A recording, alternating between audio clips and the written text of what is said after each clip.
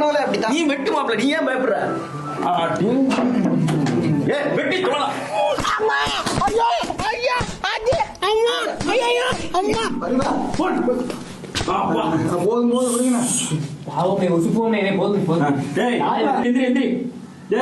என்ன நீ மூச்ச காணோம்? ஐயோ செத்துட்டான்டா. வணக்கம் கிரிக்கெட் ரசிகர்களே, welcome back to Tamil cricket toss. IPL team previews பார்த்துட்டு இருக்கோம். இன்னைக்கு எஸ்ஆர்எச் பத்தி பார்த்துடலாம். Let's welcome Rahman TVDS and ஸ்மித்தியன் ஆன் போர்ட். வணக்கம். எஸ்ஆர்எச் போன வாட்டியே சும்மா பயங்கரமா விளையாண்டாங்க. அவங்களோட பவுலிங் வச்சு எப்படி பண்ணாங்கன்னு தெரியல, ஆனா அவங்க பேட்டிங் வச்சு most of the games make up பண்ணி போட்டு பிரிச்சுட்டாங்க எல்லா டீமையும். ஸோ இந்த டைமும் கொஞ்சம் நல்லா டீம் எடுத்திருக்காங்க. வாங்க உள்ள போய் பார்ப்போம், அவங்களோட பிளேயிங் லெவன் அனாலிசிஸ் எல்லாம் பார்ப்போம். Abhishek Sharma, Travis Head, Ishan Kishan top 3. Abhishek Sharma, Travis Head இந்த டுவோ எத்தனை டீம்ஸ்க்கு நைட் மேரா இருந்திருக்குன்னு போன வருஷம் நம்ம பார்த்திருப்போம். அடினா அடி, அப்படி ஒரு அடி. மேட்ச் பாக்குறவங்களே பயப்படுற அளவுக்கு ஒரு பெர்ஃபார்மன்ஸ். செம்ம இன்டிமிடேட்டிங். ரெண்டு பேட்டர்ஸுமே வேற லெவல். நம்ம பார்த்தோம் என்ன ஆச்சு லக்னோ மேட்ச்ல. கேஎல் ராகுல் அண்ட் டீம் எவ்வளோ சஃபர் பண்ணாங்க அந்த ஒரு பிக் டிஃபீட்னால நம்ம பார்த்தோம். ஸோ அதே மாதிரி Ishan Kishan, he's also an explosive batsman. எனக்கு ரொம்ப பிடிக்கும் பர்சனலி. மும்பைல இருந்து இங்க வந்திருக்காரு. கண்டிப்பா நல்லா ஆடணும். Ishan Kishan will also be a great value. Being left hander, கண்டிப்பா அபிஷேக் சர்மா விக்கெட் போச்சுனாலும் இல்லனாலுமே கீழே ரைட் ஹேண்டர்ஸ் இருக்கிறப்போ நல்லா மேனேஜ் பண்ணி கொண்டு வந்துருவாங்க. என்ன வேணா சொல்லுங்க bro, on par with any best top order batting unit in the world. நான் இந்த பேட்டிங் டாப் 5 ஆல்மோஸ்ட் மும்பைக்கு கூட ரேட் பண்ணுவேன். செம ஸ்ட்ராங்கா இருக்காங்க. இப்போ ரீசெண்டா வேற இப்போ பிராக்டிஸ் மேட்ச் எல்லாம் நடந்ததுல Ishan Kishan quick fire 40+ score பண்ணிருக்காரு. டாப் 2 ரொம்பவே ஸ்ட்ராங்கா இருக்காங்க. சொல்ற மாதிரி Travis Head, Abhishek Sharma international level proven players. போன சீசன்ல அவங்களுக்கு இருந்த இம்பாக்ட் இந்த சீசன் கொஞ்சம் குறையுமோ. போன சீசன்ல எல்லா டீமையும் பிரிச்சு எடுத்துட்டாங்க. அந்த ஒரு இம்பாக்ட் ஆஃப் பேட்டிங் இந்த சீசன் மிஸ் ஆகுமோ அப்படின்ட்டு தோணுது. இஷான் கிஷன் சொல்ற மாதிரி நிதிஷ் ராணா மாதிரி தான், வச்சா குடும்பி சரச்சா மொட்டாங்கிற மாதிரி தான். அடிச்சா எங்கேயோ ஒரு 80-90 ரன்ஸ் அடிப்பாரு. ஆனா இல்லாட்டி சிங்கிள் டிஜிட்ல அவுட் ஆயிரு 20 ரன்ஸ்குள்ள அவுட் ஆயிருவாரு. சோ அவரோட ரோல் இங்க எப்படி பிளே ஆக போகுதுன்னு தெரியல. நீங்க சொல்ற மாதிரி பிராக்டிஸ் மேட்ச் எல்லாம் நல்லா அடிச்சிருக்கலாம். பெரிய ஈவெண்ட்டுக்குள்ள வரும்போது அந்த இம்பாக்ட் கொண்டு வருவாரானா தெரியல. வெயிட் பண்ணி தான் பார்க்கணும். டேலண்ட் இருக்கானா இருக்கு. மும்பை இந்தியன்ஸ்லயும் ரொம்ப கன்சிஸ்டன்டா அவர் பெர்ஃபார்ம் பண்ணிருக்காரு.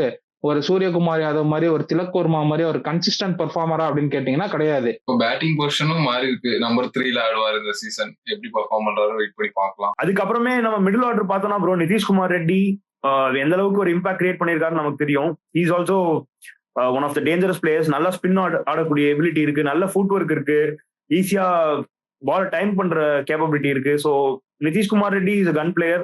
ஹென்ரி கிளாசன் சொல்லவே வேணாம். எந்த அளவுக்கு ஒரு இன்டிமிடேட்டிங் பேட்ஸ்மேன் நமக்கு தெரியும். ஒரு மேஜர் ரோல் பிளே பண்ணாரு எஸ்ஆர்எச்சோட மிடில் ஆர்டர், ஒரு தூண் மாதிரி கேரி பண்ணி. அதுக்கப்புறம் அபினவ் மனோகர். இங்கதான் எனக்கு ஒரு சின்ன கன்சர்ன் தெரியுது எஸ்ஆர்எச்சோட பேட்டிங் மேல. எந்த டீமா இருந்தாலுமே number 6 and number 7 it's very important எனக்கு தோணுது. Because lower middle order will set the finishing stage for any team. So அப்படி பார்த்தோம் அப்படின்னா அபினவ் மனோகருக்கு அப்புறம் யார் பேட்ஸ்மேன் ஆட போறாங்க? கமிந்து மெண்டிஸ் ஒரு ஆப்ஷன் இருக்கு, ஓகேவா? ஆடம் சாம்பாக் பதிலாக நீங்க கமிந்து மெண்டிஸ் ஆட வைக்கலாம். அப்படி இல்லைன்னா அங்கீத்னு ஒரு பிளேயர் இருக்காரு. அவரை நிறைய பேர் ரொம்ப ஹையா ரேட் பண்றாங்க. கண்டிப்பா அவர் ஆடணும்னு சொல்றாங்க. அபினவ் மனோகருக்கு அஹெடாவே அங்கீத் ஆடணும்னு சொல்றாங்க. ஸோ நம்பர் 6 அண்ட் நம்பர் 7 இந்த 2 பொசிஷன் 5 ஓவர்ல 50 ரன் 60 ரன் 70 ரன் அடிக்கணும்னா இவங்களால பண்ண முடியுமா அப்படிங்கிறது தான் எனக்கு ஒரே ஒரு சின்ன கொஸ்டின் மார்க். இதை தவிர batting looks so solid. But I'm looking forward எந்த மாதிரி ஒரு காம்பினேஷன் போவாங்கன்னு சொல்லிட்டு. நிதிஷ்குமார் ரெட்டி எனக்கு தெரிஞ்சு இந்த வாட்டி பேட்டிங்ல அவருக்கு ஒரு ப்ரமோஷன் கிடைக்கும். Head of Hendrik Klaasen Nitish Kumar Reddy தான் ஆட போறாரு. அதுக்கு அடுத்து ஹென்ட்ரிக் கிளாசன். அவர் ஐபிஎல்னு வந்துட்டாலே நல்லா டிஸ்ட்ரக்டிவா இருந்திருக்காரு. ஆனா ரீசெண்ட் டைம்ஸ்ல அவரோட பர்ஃபார்மன்சஸ் எடுத்து பாத்தீங்கன்னா அவ்வளோ கிரேட்டா இல்ல.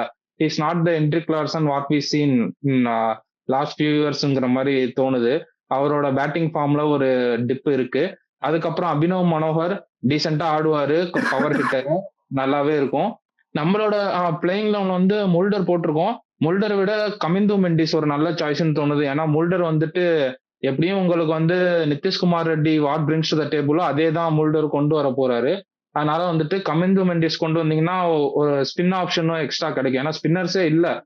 டிராவிஸ் ஹெட், அபிஷேக் சர்மாலாம் நீங்க ஸ்பின்னர்ஸ்ன்னு சொல்லலாம். ஆனா அவங்களோட இம்பாக்ட் ஐபிஎல் லெவல்ல எந்த அளவுக்கு இருக்கும்னு தெரியல. அதனால கமிந்து மெண்டிஸ் ஆடதான் நிறைய வாய்ப்பு இருக்கு. மேபி அவங்க டிஃப்ரெண்டா யோசிச்சு ஜாம்பாவை கூட கொண்டு வரலாம். எங்களுக்கு கமின்ஸ் வரையும் பேட்டிங் இருக்கு அப்படின்னு யோசிச்சாங்கன்னா ஜாம்பாவை கொண்டு வரலாம். ஆனா வந்துட்டு கமிந்து மெண்டிஸ் உள்ள வருவாருன்னு தோணுது. அதே மாதிரி ராகுல் Chahar and Kamindu Mendis will be leading spinners அப்படின்னு தோணுது. இதர் கமிந்து மெண்டிஸ் ஆர் ஜாம்பா ரெண்டு பேர்ல யாராவது தான் ஆடணும். Mulder will not be in my playing 11 because of the batting Kamindu Mendis brings to the team. வந்து கமிந்து மெண்டிஸ் நான் ப்ரிஃபர் பண்ணுவேன். அப்படி இல்லைன்னா ஜாம்பா மாதிரி ஒரு குவாலிட்டி பவுலர் 4 ஓவர் போடுறாரு அப்படின்னா one of the world's finest leg spinners currently Adam Zampa. Recent இயர்ஸ்ல நமக்கு ரொம்பவே நல்லா ப்ரூவ் பண்ணியிருக்காரு. ஐபிஎல் மாதிரி ஒரு ஸ்டேஜ்ல அவருக்கு அந்த இனஃப் ஆப்பர்ச்சுனிட்டி கிடைக்கல ரீசென்ட் டைம்ஸ்ல. பட் கண்டிப்பா சான்ஸ் கிடைக்கிறப்போ he will definitely prove that ஒரு தனியால என்னால மேட்ச் ஜெயிச்சு கொடுக்க முடியுங்கிற அளவுக்கு ஒரு கேப்பபிலிட்டி இருக்கிற பிளேயர் ஆடம் ஜாம்பா. உங்களுக்கு எப்படி எஸ்ஆர்ஹெச்சோட இந்த பேட்டிங் லைன் பாத்தீங்கன்னா லாஸ்ட் டைம் கொடுத்த மாதிரி ஒரு பாட்டா விக்கெட் தான் தர போறாங்க. அந்த இடத்துல வந்துட்டு ஜாம்பாவோ ராகுல் சஹரோ எந்த அளவுக்கு எஃபெக்டிவா இருப்பாங்கன்னு தெரியல. ராகுல் சஹர் வந்து ரொம்ப நல்ல bowler, I will rate him very highly. ஆனா விக்கெட்ஸ் காலம்ல வந்துட்டு அவர் ரீசெண்டா எவ்வளவு நல்லா போட்டாலுமே அவருக்கு விக்கெட்ஸ்ங்கிறது ஒண்ணு வந்து அவருக்கு வந்து சேர மாட்டேங்குது. அதே மாதிரி ஜாம்பா நீங்க சொல்லலாம் கன்சிஸ்டன்டா சான்ஸ் கிடைக்கலன்னா ஆர்சிபில அவருக்கு சான்சஸ் எல்லாம் கொடுத்தாங்க நிறைய மேட்ச். அந்த மாதிரி ஒரு விக்கெட்ல வந்துட்டு அவர் எப்படி பெர்ஃபார்ம் பண்ணாருன்னு நம்ம பார்த்தோம், வச்சு வாங்கிட்டாங்க. அதே மாதிரி இந்த எஸ்ஆர்ஹெச் விக்கெட்ஸும் அதே மாதிரி தான் இருக்க போகுது. 7 மேட்சஸ் அவங்க ஹோம்ல தான் விளையாட போறாங்க. அந்த அளவுக்கு பாட்டாவான விக்கெட் தர போறப்ப ஜாம்பா வந்து எந்த அளவுக்கு எஃபெக்டிவா இருப்பாரு அப்படின்ட்டு எனக்கு ஒரு கொஸ்டின் மார்க் இருக்கு. அதனாலதான் நான் கமிந்து மெண்டி சொல்றேன். ராகுல் சஹர் ஆல்ரெடி ஒரு லெகி இருக்கும் போது ஜாம்பா எனக்கு தெரிஞ்சு ப்ரிஃபரன்ஸே கொடுக்க மாட்டாங்க. ராகுல் சஹருக்கு இன்கேஸ் இனி இன்ஜுரி இல்ல பெர்ஃபார்மன்ஸ் சரியில்லைனா ஜாம்பா உள்ளேயே வருவாரு. எஸ்ஆர்ஹெச்சுக்கு ஒரு வீக்னஸா இருக்குதுன்னு பாத்தீங்கன்னா லாஸ்ட் டைம் வந்து ஸ்பின் பிச்சஸ்ல வந்துட்டு ஸ்லோ விக்கெட்ஸ்ல ரொம்ப கஷ்டப்பட்டாங்க லாஸ்ட் சீசன். ஸோ வந்து அதுவும் ஒரு வீக்னஸ் வந்து இருக்கு. மேபி இவங்க ஆட வராங்கன்னு தெரிஞ்சு மேபி ட்ராக்ஸ் அப்படி மேக் பண்ணாங்கன்னா இதே டீம் வந்து ட்ரபுள் ஆகும். ஆனா நிதிஷ்குமார் ரெட்டி மேல எனக்கு ஒரு பிலீஃப் இருக்கு. ஏன்னா அவர் ரீசெண்டா இந்தியன் டெஸ்ட் கிரிக்கெட்ல கூட நல்லா ப்ரூவ் பண்ணிருக்காரு. அந்த இடத்துல கன்சல்டேட் பண்ணி ஆடுவாரு.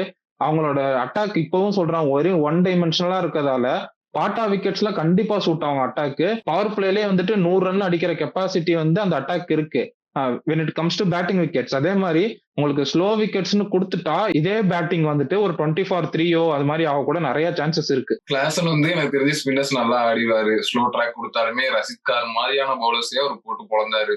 ஆனா கிளாசன் கரெக்டா ஆடிடுவாரு. எனக்கு தெரிஞ்சு கிளாசனும் நிதிஷ்குமார் ரெட்டியும் ஸ்பின்னர்ஸ் நல்லா அட்டாக் பண்ணிடுவாங்க. டாப் 3 தான் கொஞ்சம் கன்சர்ன்ஸ் அகைன்ஸ்ட் ஸ்பின்னர்ஸ். இல்ல எப்படி என்னதான் ஸ்லோ விக்கெட்டா இருந்தாலுமே ப்ரோ அந்த பவர் பிளேயை மேக்ஸிமைஸ் பண்ற கேப்பபிலிட்டி இருக்கு. பால் ஸ்லோவா வந்தா கூட இந்த இன்ஃபீல்ட 2 பேராலையுமே கிளியர் பண்ண முடியும், அபிஷேக் சர்மாவையும் டிராவிஸ் ஹெட்டாலையும். ஆனா நீங்க சொல்ற மாதிரி அந்த டைமிங் மிஸ் ஆகலாம். ஸ்லோ விக்கெட்ஸ்ல வந்து பால் கொஞ்சம் ஸ்லோவா வரப்போ அந்த டைமிங் மிஸ் ஆகலாம். பட் ஆனா ஸ்டில் அந்த இனஃப் ப்ரிப்பரேஷனோட அவங்க வருவாங்கன்னு ஒரு நம்பிக்கை தான். ஏன்னா லாஸ்ட் இயர் அடிச்ச மாதிரி இந்த இயர் வந்து அடிக்க விட மாட்டாங்கன்னு தோணுது எனக்கு எந்த டீமும். Either one of Travis Head இல்ல அபிஷேக் சர்மா தான் ஒரு மேட்ச்ல கிளிக் ஆவாங்க. சரி ஓகே, நம்ம அப்படியே பவுலிங்க்கு மூவ் ஆன் ஆயிருவோம். இந்த பிளேயிங் லெவன் இல்லாம நம்ம பார்த்தா வந்துட்டு கமிந்து மெண்டிஸ் ஒரு spinner, Pat Cummins coming from an injury. I will wait and see like how he will be effective. கேப்டன்சில எப்படியும் கண்டிப்பா எஃபெக்டிவா இருப்பாரு. பவுலிங்னு வரும்போது எந்த அளவுக்கு எஃபெக்டிவா இருப்பாரு அப்படின்ட்டு நான் வெயிட் பண்ணி பார்க்கணும்னு நினைக்கிறேன். ஹர்ஷல் பட்டேல் நல்லாதாங்க போட்டாரு. இப்ப இன்ஜுரில இருந்து வராருல, ஹெசல்வுட் தான் இன்ஜுரில இருந்து வராரு. வெயிட் பண்ணி பாப்போம் ப்ரோ. ஹேசல்வுட் மேல எனக்கு பெருசா நம்பிக்கை இல்லதான். 2 பேரும் வெயிட் பண்ணி தான் பாக்கணும். 2 பேரும் இன்ஜுரியில இருந்து தான் வராங்க. ஹர்ஷல் பட்டேல் லாஸ்ட் இயர் கொஞ்சம் டீசென்டா பண்ணாருன்னு எனக்கு தோணுது. ஒரு ஆர்சிபிக்கு வந்து அவர் துபாயில நல்லா போட்டு கொடுத்தாரு. ஆனா சின்னசாமின்னு வரும்போது அடி வாங்கினாரு. அதே மாதிரி எஸ்ஆர்ஹெச்ல எப்படியும் பாட்டா விக்கெட் தான் போட போறாங்க. அங்க எனக்கு தெரிஞ்ச ஒரு அடி வாங்குவாரோ அப்படின்னு தோணுது. முகமது ஷமி ரீசெண்டா சாம்பியன்ஸ் கப்ல ரொம்ப நல்லாவே பண்ணிருக்காரு. But he is not the Mohammed Shami who we seen for like past ஒரு 2019 வேர்ல்ட் கப்பா இருக்கட்டும். அந்த டைம்ல பார்த்த ஒரு முகமது ஷமி இல்ல, அந்த அளவுக்கு எஃபெக்டிவா இல்ல. அது வந்து அக்ரி பண்ணி தான் ஆகணும். சாம்பியன்ஸ் ஆஃப்ல நல்லா போட்டாலுமே இந்த ஃபைனல்ஸ்ல எல்லாம் அவ்வளவு பெரிய எஃபெக்ட் எனக்கு தெரியல. But is a champion bowler, he will come back அப்படின்ட்டு தோணுது. அதுக்கப்புறம் பாத்தீங்கன்னா ராகுல் சஹர் சொன்ன மாதிரி அவருக்கும் ஒரு பவுலிங் போட்டே தான் இருக்காரு. ஆனா விக்கெட் காலம்ல வந்து விக்கெட்ஸ் வந்து சேர மாட்டேங்குது. பவுலிங்னு பார்க்கும்போது எனக்கு I will put my money on Mohammed Shami and Pat Cummins. ஆனா அந்த பழைய முகமது ஷமி என்னால பார்க்க முடியல. அந்த ஒரு கன்சர்ன் தான் எனக்கு இருக்கு. பேட்ரிக் கமின்ஸும் வந்துட்டு இன்ஜுரியில இருந்து வராரு, அதுவும் ஒரு கன்சர்ன். அவங்க நல்லா பண்ணாங்கன்னா இவங்க பவுலிங் யூனிட்டும் நல்லா பண்ணும். நீ சொன்ன மாதிரி முகமது ஷமி அடி வாங்குவாரு. ஆனா கண்டிப்பா விக்கெட்ஸ் காலம்ல வேல்யூ இருக்கும் அவர் உள்ள பிளேயிங் லெவல்ல இருந்தா. இல்ல one good thing about this SRH teams bro, ரொம்ப யுனைடடா இருக்காங்க as a டீம். இது வந்து எல்லா டீமுமே வந்து இந்த மாதிரி ஒரு இந்த மாதிரி ஒரு மொமெண்டம் அண்ட் டெக்கோரம் வந்து எப்பவுமே கேரி பண்ணும். பேட் கமின்ஸ் அதுதான் அந்த டேபிள் கொண்டு வராருன்னு நான் நம்புறேன். அந்த கேப்டன்சி காலம்ல வந்து லாஸ்ட் இயர் டீம் ரொம்ப யுனைடடா வச்சிருந்தாரு, which is a very big addition to the team. பவுலிங்னு வரப்போ Pat Cummins was so good last time. ஆனா ரஹ்மான் ப்ரோ சொன்ன மாதிரி coming back from an injury எந்த அளவுக்கு பெர்ஃபார்ம் பண்ண முடியும் அப்படின்னு நம்ம வெயிட் அண்ட் வாட்ச். எனக்கு நம்பிக்கை இருக்கு, but still we would like to wait and see. Mohammed Shami பழைய ஷமி இல்ல, பட் ஸ்டில் நீங்க சொல்ற மாதிரி விக்கெட்ஸ் காலம்ல கண்டிப்பா இருப்பாரு நம்புறேன். Harshal Patel he has lot of variety இல்ல, அந்த ஸ்லோயர் பால்ஸ் வந்து will be a good addition. ஆனா எப்படி மற்ற டீம்ஸ்லாம் ஹையா ரேட் பண்றாங்க, எல்லிசா அந்த மாதிரி தான் எஸ்ஆர்ஹெச் மேனேஜ்மெண்ட் ஹர்ஷல் பட்டேல் பார்ப்பாங்க. அந்த ஸ்லோயர் ஒன்ஸை எஃபெக்டிவா யூஸ் பண்ணி ஆப்போனன்ஸை ரெஸ்ட்ரிக்ட் பண்ணும் அப்படின்னு சொல்லிட்டு அதை அவரால் பண்ண முடியுமா அப்படின்னா எனக்கு கொஞ்சம் டவுட் இருக்கு. பட் கொஞ்சம் பிரிட்டி டீசெண்டா போட்டுருவாருன்னு நம்பிக்கை இருக்கு ப்ரோ. ரொம்ப எக்ஸ்பென்சிவாவும் இல்லாம ரொம்ப எக்கானமிக்கலாவும் இல்லாம நீட்டா போட்டுருவாங்க. ஓரளவுக்கு இந்த பவுலிங் யூனிட் வந்து மேனேஜ் பண்ணிரும் அப்படின்னு தோணுது. ஒரு ஓவர் இப்பெல்லாம் ஹர்ஷல் பட்டேல்கிட்ட அந்த கண்ட்ரோலே இல்ல, வந்து டாஸ் பால் போட்டு விட்டுறாரு ஸ்லோவர் ஒன் போறன்னு சொல்லிட்டு. அது நல்லா பேட்ஸ்மேன் நல்லா வாகா மாட்டிக்குது தூக்கி அடிக்கிறதுக்கு. ஒரு பேக்கப் ஜெயதேவ் உணர்ந்துட்டு இருக்காரு, வாய்ப்பே இல்ல. ஒரு சீசன் வச்சு அடி வெளுத்துதான் வாங்குறாங்க. லாஸ்ட் சீசன் கொஞ்சம் டீசெண்டா பண்ணாரு எல்எஸ்ஜிக்கு, ஆனா இந்த ஒரு லைனப்ல அவருக்கு சான்ஸ் இல்லையோ அப்படின்ட்டு எனக்கு. சரி, ஓகே, நம்ம இப்போ அப்படியே ஸ்குவாட் ஸ்ட்ரென்த் பாத்துடலாம். பிரெடன் கார்ஸ் வந்துட்டு இன்ஜூர்டு, அவருக்கு ரீப்ளேஸ்மெண்டா தான் முல்டர் கொண்டு வந்திருக்காங்க. அதே மாதிரி வந்துட்டு உங்களுக்கு சிமர்ஜித் சிங்னு இருக்காரு, அவரும் ஒரு நல்ல பவுலரு. முகமது ஷமிக்கு ஏதாவது இன்ஜுரி ஏதாவது ஆனா சிமர்ஜித் சிங் வந்து பேக்கப்பா இருக்கலாம். சச்சின் பேபி கூட ரீசெண்டா கொஞ்சம் நல்லா தான் பெர்ஃபார்ம் பண்ணிருக்காரு. அவரை கூட யாருக்காவது இன்ஜுரி ஆனா ரீப்ளேஸ்மெண்டா யூஸ் பண்ண வாய்ப்பு இருக்கு. ஆனா ஸ்ட்ரெயிட்டாவே அவருக்கு பிளேயிங் லெவன்ல இடம் இருக்குமானா எனக்கு தெரியல. இல்ல அதான் நிறைய யூனிக் ஆப்ஷன்ஸ் இருக்கு. கமிந்த மெண்டிஸ் ஒரு யூனிக் ஆப்ஷன், சச்சின் பேபி ஒரு யூனிக் ஆப்ஷன், அதர்வா டைடே ஒரு யூனிக் ஆப்ஷன். அதே மாதிரி அங்கீட்டுங்கிறத ரொம்ப நல்லா ரேட் பண்றாங்க. அவர் தான் விளையாடணும்னு சொல்றாங்க ahead of Abhinav Manohar, considering is batting performance and form ரீசெண்டா. ஸோ அதையும் நம்ம will like to wait and see எந்த அளவுக்கு அங்கித்தால விளையாட முடியும்னு. நல்ல பொட்டன்ஷியல் பேட்டர் போல அவரு, பாப்போம் எந்த அளவுக்கு நல்லா பண்றாரு. ஸோ எஸ்ஆர்ஹெச் வந்து பாத்தீங்கன்னா ஹைதராபாத்ல அவங்க ஹோம்ல வந்து சென்னையோடையும் ஆர்சிபியோடையும் அவங்களுக்கு பிக்சர்ஸ் போடல.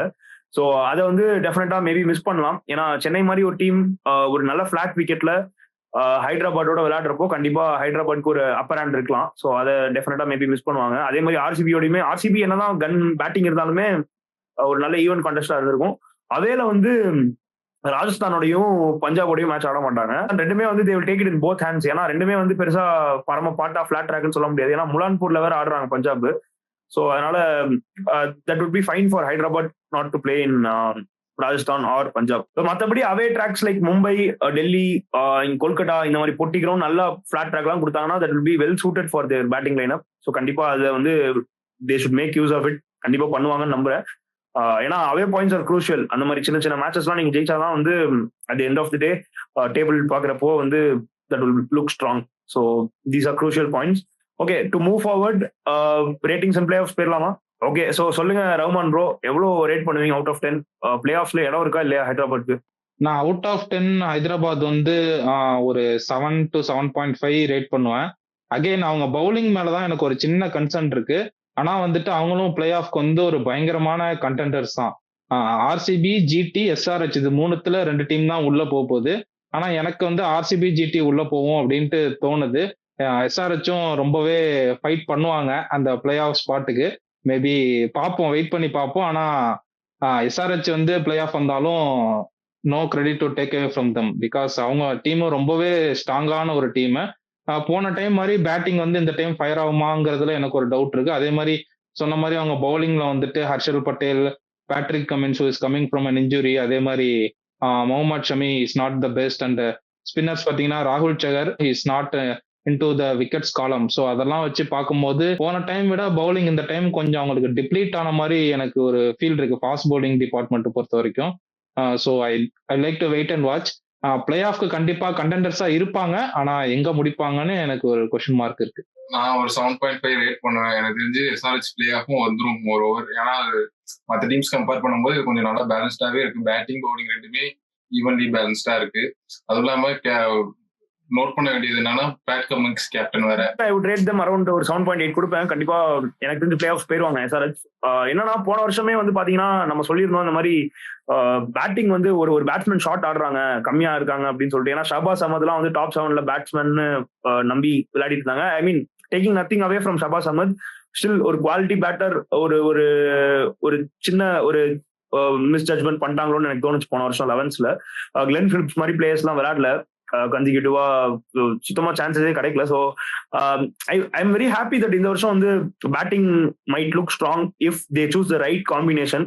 அன்கித்தும் அபினவ் மனோரும் விளையாடணும் or they should plan accordingly impact பிளேயரா யூஸ் பண்ணி பேட்டிங் வந்து டீப்பா இருந்துச்சுன்னா கண்டிப்பா SRH will do good. என்ன பொறுத்த வரைக்கும் போன வருஷத்தோட இந்த வருஷம் வந்து பவுலிங் இஸ் ஃபைன் தான். நட்ராஜன் ஒரு மிஸ், பட் ஷமி டு புவி is an upgrade for me, considering the fact that Shami can bowl both in power play and death.